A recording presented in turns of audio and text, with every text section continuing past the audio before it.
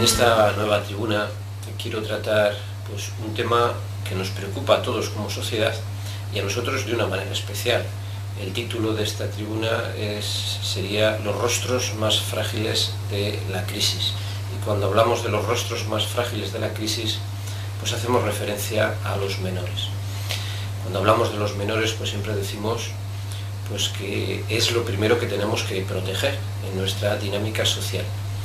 Y existe una normativa amplia sobre los derechos de los niños, en la Carta Europea, la Constitución nos habla también de los derechos de la infancia, la ley nos habla de los derechos de la infancia, en las dimensiones autonómicas, los planes y los reglamentos de infancia también, pues se pretende proteger de una manera especial a la infancia.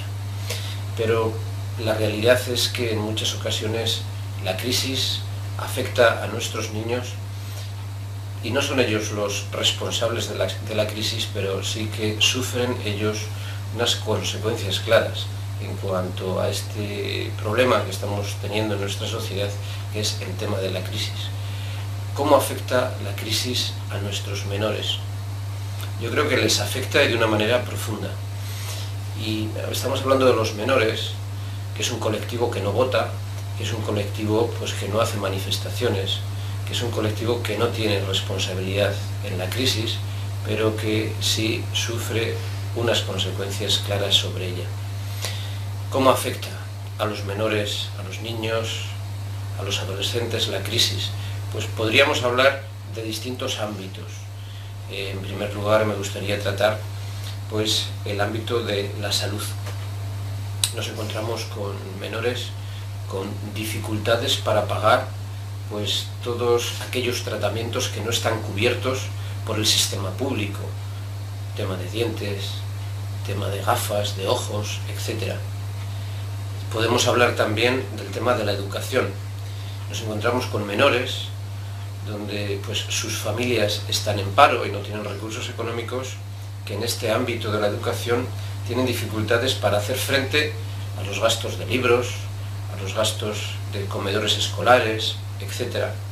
Si hablamos también de cómo afecta a los menores el tema de la crisis desde el ámbito de la familia, pues descubrimos que existe un deterioro en el ambiente familiar y que ese deterioro afecta, yo diría, gravemente a los menores.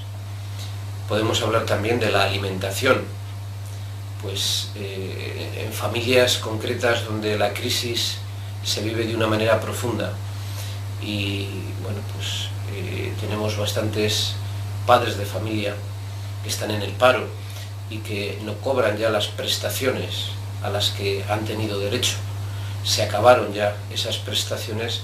En el ámbito de la alimentación notamos que existen familias donde no comen todas las comidas que son lógicas en el ámbito infantil, y podemos decir también que la calidad de esas comidas es menor.